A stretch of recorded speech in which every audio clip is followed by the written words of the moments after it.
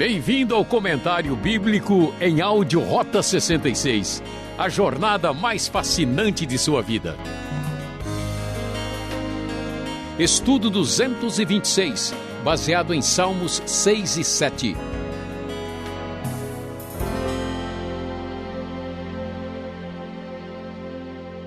Rota 66, hoje já chegando ao Salmo de número 6 e 7, que serão os capítulos do grande livro dos louvores a Deus da Bíblia hebraica, que serão abordados hoje aqui no Rota 66. E o nosso tema, o tema da nossa reflexão hoje será guerra e falta de paz. É isso mesmo que você ouviu. Guerra e falta de paz são as duas coisas que vão aparecer, os dois elementos que chamarão a nossa atenção nestes dois salmos. O Salmo 6 é um salmo davídico, como também é o Salmo 7, apesar de que é chamado de Confissão de Davi.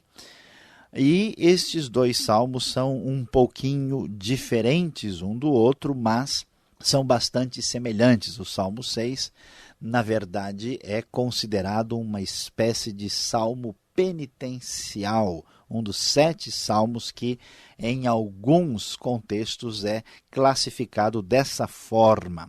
E começando no primeiro versículo, nós lemos o seguinte: Senhor, não me castigues na tua ira, nem me disciplines no teu furor, diz o primeiro versículo do Salmo 6 na NVI. Misericórdia, Senhor, pois vou desfalecendo. Cura-me, Senhor, pois os meus ossos tremem, todo o meu ser estremece. Até quando, Senhor? Até quando? O salmista mostra a sua situação de dificuldade diante de uma enfermidade. Nós não podemos precisar muito bem que tipo de doença é essa, mas assim como hoje, na sua casa, hoje no seu leito de dor, hoje nós passamos por circunstâncias difíceis na área da saúde. Isso também era uma realidade do salmista nos antigos tempos bíblicos. E o salmista observa o que está acontecendo e faz uma relação imediata que talvez esta enfermidade, essa dor, seja uma ação da disciplina de Deus, da ira de Deus. Então ele está sentindo mal nos seus próprios ossos, todo o seu corpo está sofrendo muito e ele não sabe quando a situação vai melhorar, e ele se volta para Deus e diz para Deus: até quando? É interessante que esse é o tipo de pergunta que Deus faria para nós, mas aqui a coisa se inverte. O salmista quer saber até quando isso vai durar, até quando será o seu sofrimento. E ele então se volta para Deus, diz o versículo 4, que ele apresenta a sua oração dizendo: volta-te, Senhor, e livra-me, salva-me por causa do teu amor leal. Ele se fundamenta no grande amor que Deus tem para com o seu povo. A famosa palavrinha hebraica Hesed, que é o amor da aliança que Deus tem para com o povo de Israel. E ele então começa a argumentar com Deus. É muito interessante e diferente como ele faz a sua argumentação. Ele diz: quem morreu não se lembra de ti entre os mortos, quem te louvará? Ou seja, Deus, eu sou aquele que está aqui te louvando e te adorando, e quando eu estiver entre os mortos, isso não estará acontecendo como acontece aqui. Então, ó Deus, livra-me, salva-me, porque eu vou louvar-te. Uma espécie de santa negociação com Deus, com a mentalidade antiga do Velho Testamento, antes da vinda do Novo Testamento e da mensagem de Cristo. Ele está tão cansado, diz o texto, exausto de tanto gemer, inunda a cama de lágrimas, de tanto chorar, o seu leito e a cama já quase viraram uma piscina, aqui pela descrição do Salmo, de tanto sofrimento, os olhos estão consumidos de tristeza e ele está muito fraco, muito aborrecido, principalmente porque nesta circunstância ele começa a enfrentar os seus inimigos, os seus adversários, como diz o versículo de número 7, com bastante clareza. Por isso é que estamos falando que guerra e falta de paz, ou seja, um sofrimento de enfermidade e de dor e que leva o aparecimento, traz o aparecimento dos adversários. E então ele se volta para Deus pedindo que Deus afaste dele todos os que praticam o mal. Afastem-se de mim todos vocês, diz o texto. Ele pede que eles sejam afastados, porque o Senhor ouviu o meu choro. Ele termina o salmo com uma espécie de grande expectativa de bênção divina, porque ele sabe que o Senhor ouviu a sua súplica e aceitou a sua oração. E tem certeza que os inimigos, que os que guerreiam contra ele, ficarão frustrados e aterrorizados. Dentro desse mesmo enfoque, dessa mesma perspectiva, o Salmo 7, que é apresentado no seu início como uma confissão de Davi, que ele cantou ao Senhor acerca de Cuxi, o benjamita. Alguns estudiosos fazem uma associação aqui com a época de Saul, e ele então vai e diz para Deus uma declaração de que ele está seguro em Deus, que ele se refugia em Deus, diz o versículo 1, e pede que Deus o livre dos que os perseguem, que são como leões, que eles não o dilacerem, nem o despedacem, mas que ele consiga se livrar deles. E então ele começa a pensar sobre por que é que ele enfrenta esse momento de guerra e falta de paz. E olha só o que diz o verso 3. Senhor meu Deus, se assim procedi, se nas minhas mãos há injustiça, se fiz algum mal a um amigo, ou se poupei sem motivo meu adversário, persigo meu inimigo até me alcançar, ou então que ele aniquile a minha vida e acabe comigo. É a ideia do Salmo. É interessante que nesta mentalidade retributiva, a ideia de que você faz o mal e colhe rapidamente, e isso ele está claramente tendo este pensamento, este enfoque, e ele diz então para Deus que ele não vê nenhuma razão para que Deus permita que os inimigos possam atacá-lo. Portanto, ele tem esperança que, como ele tem sido fiel no relacionamento com Deus, isso significa que Deus irá abençoá-lo também. E aí ele pede que Deus levante-se na sua ira contra os seus adversários, que ele ordene a justiça e que ele lhe dê a vitória nessa circunstância difícil. Reúnam-se os povos ao teu redor, diz o verso 7. Das alturas reina sobre eles a compreensão clara de que Deus é poderoso, é rei e tem domínio sobre as nações e sobre os inimigos. O Senhor é quem julga os povos, diz o verso de número 8. Julga-me, Senhor, conforme a minha justiça, conforme a minha integridade. Deus justo que sonda as mentes e os corações, dá fim à maldade dos ímpios e ao justo dá segurança. Ele claramente enfatiza novamente a condenação da injustiça e tem certeza que Deus vai aí agir de uma forma a trazer juízo, julgamento sobre a injustiça e está seguro da sua integridade, da sua vida para com Deus. Como nós dizemos tantas vezes no ditado popular, quem não deve, não teme. E este é o sentimento do salmista. Ele confia em Deus mais uma vez, dizendo que Deus é um juiz justo, que manifesta a cada dia o seu furor. E afirma que o julgamento divino muitas vezes pode vir repentinamente. Observe e atenção.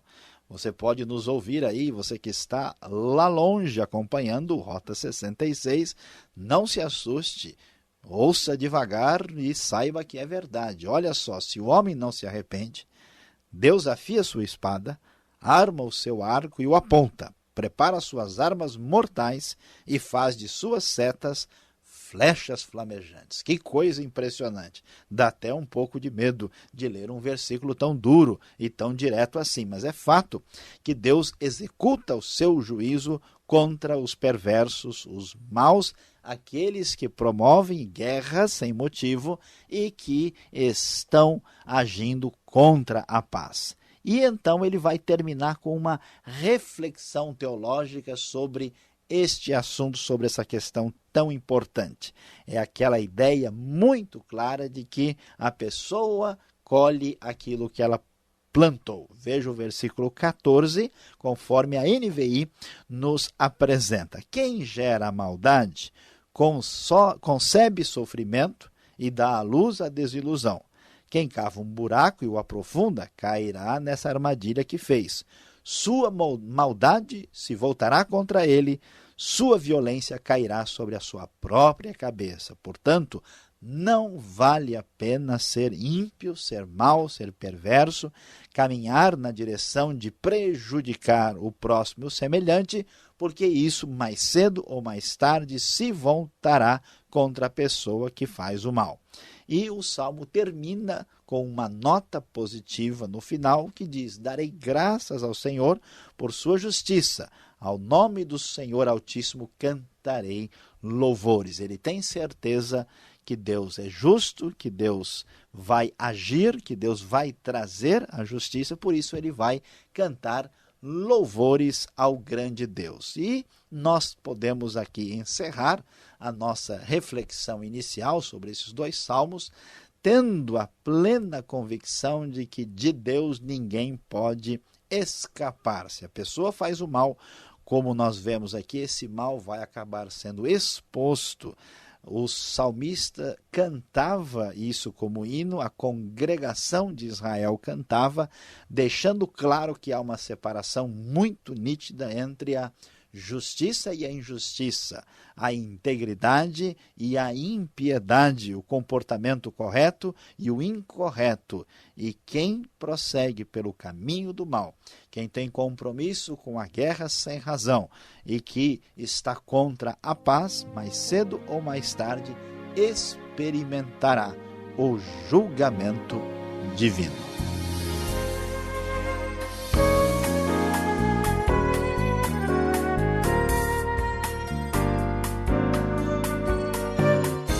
Você que estava acompanhando a exposição no Salmos 6 e 7, acompanhe agora a gente. O verso 6, verso 5, já chama atenção para um assunto. Muita gente diz que morreu, acabou. Será que o salmista pensava assim mesmo, que na sepultura não tinha mais como clamar, louvar? Pois é, pastor Alberto, realmente aqui no Salmo 6 aparece o versículo 5 que chama a atenção. Ele diz: quem morreu não se lembra de ti, entre os mortos quem te louvará? A questão que precisa ser observada, que nem sempre a gente está consciente disso, é que no tempo dos Salmos ainda não havia sido revelado ao povo de Deus toda a realidade daquilo que acontece depois da morte. Então, no Velho Testamento, principalmente nos Salmos, não se fala a respeito de céu e de inferno como nós vamos ver já no Novo Testamento. Então, o foco, a lente do autor é para a vida na terra. Como é que eu posso me relacionar com Deus aqui e como é que eu devo cultuá-lo? Então ele está pensando como um fiel que serve a Deus no templo no Antigo Testamento ou na comunidade, no santuário. Então ele diz, de fato, quem morreu, do ponto de vista da perspectiva terrena, ele não está se lembrando, não entra no mérito dos detalhes que acontecem depois. Esse versículo não dá nem para a gente provar que a pessoa tem, nem tem consciência depois da morte, porque não é o assunto dele. Entre os mortos, ninguém canta hino. A gente vai no cemitério e descobre que isso é uma realidade. Geralmente é bem silencioso, não tem nenhuma música, pelo menos do pessoal que está debaixo da terra. Geralmente é bem fácil perceber isso. Então, esta é a ideia e este é o enfoque do Salmo e deve ser assim entendido. Agora, no começo da sua exposição, você falou que o salmista aqui, ele estava doente, talvez uma doença estava provocando toda essa aflição dele, assim. Ele estava deprimido ou, de fato, essa era uma doença, uma enfermidade física? Pois é, pastor Alberto, não há dúvida que ele está mal fisicamente, porque bem claro, o versículo 2 diz ele que os seus ossos tremem. Versículo 3, aí que vem um pouquinho de discussão, porque a NVI diz todo o meu ser estremece. Algumas versões falam a minha alma, né? É que a palavra alma, quando é traduzida para o português, dá uma ideia assim absolutamente etérea, né? Absolutamente ligada a espírito, né? A uma realidade não física. E no hebraico não é assim. Às vezes alma quer dizer pessoa, às vezes a alma pode significar até a garganta da pessoa, às vezes a alma quer dizer simplesmente eu, a minha alma ama, louva ao Senhor, quer dizer que eu louvo. Então, não há dúvida que ele está doente. Agora, quando a gente lê que ele está gemendo no versículo 6, que ele está chorando, que lágrimas encharcam o seu leito, o versículo 7 diz que ele tem tristeza, está fraco. Pode ser que existe aí a relação entre as duas coisas, mas a recomendação mais adequada é entender que o salmista está doente e por causa disso os seus inimigos estão aproveitando o momento para pegar pesado e partir para cima dele. E ele então põe a sua esperança em Deus para enfrentar essa dificuldade, mas sem dúvida alguma ele está enfermo fisicamente.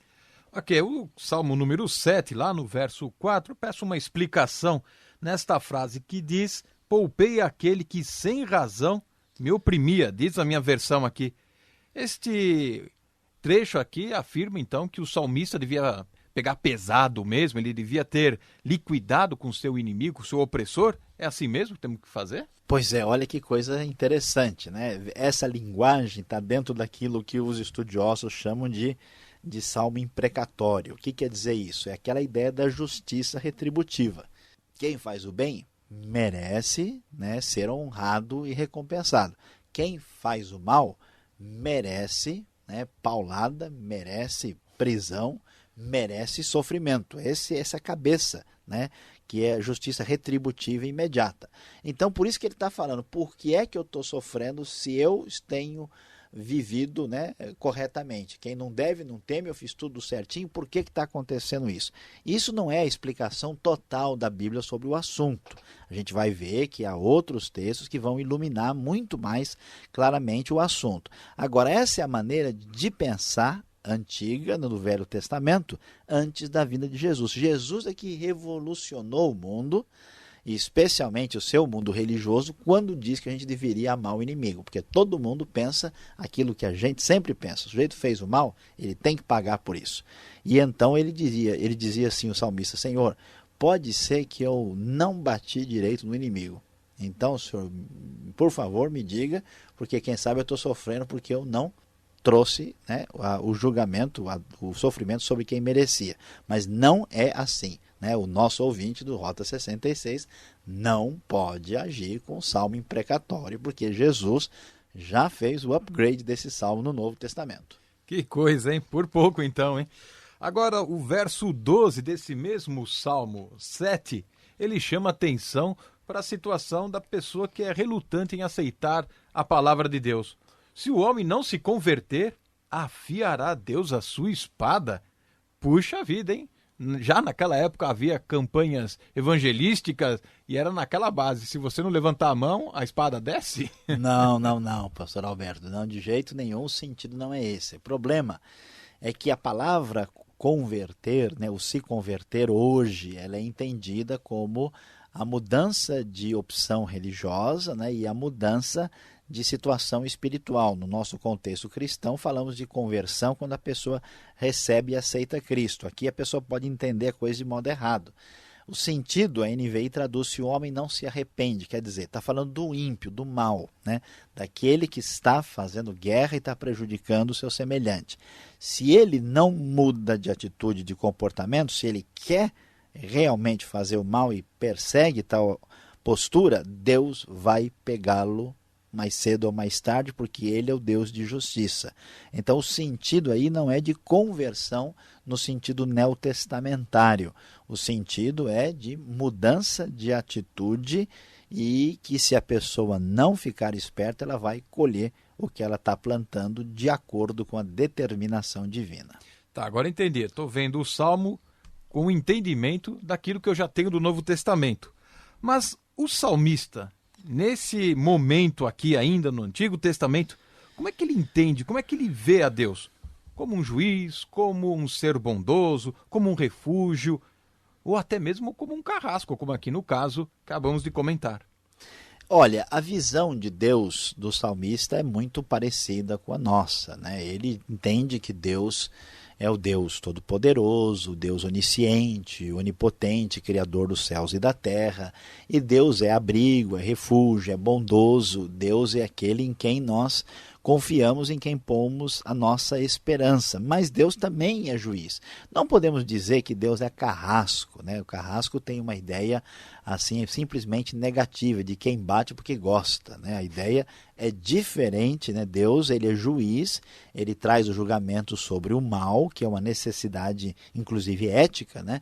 Mas Deus não tem prazer, né, diz a Bíblia, na morte da pessoa malvada. Então, não há a completa perspectiva da graça e do perdão e da bondade de Deus que vai ser amplamente mostrada no Novo Testamento, mas o entendimento é muito próximo daquilo que nós já temos como cristãos. Muito obrigado, Sayão, pela explicação. Você que está ligado no Rota 66, fique com a gente. Vem agora a aplicação do estudo para você.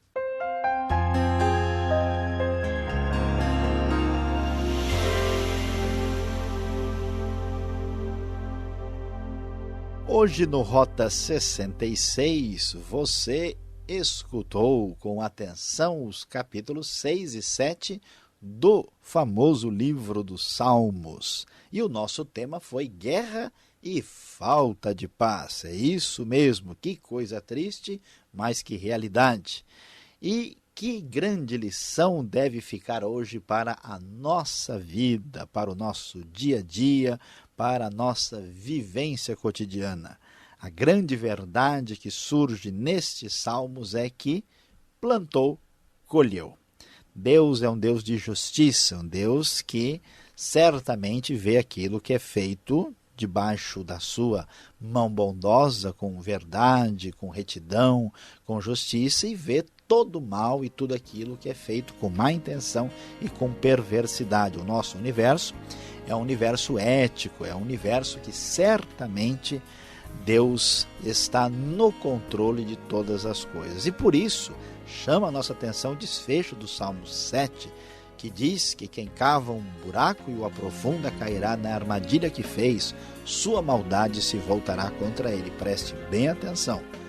Volte-se para o caminho de Deus, não vá pelo caminho do mal, porque plantou, colheu.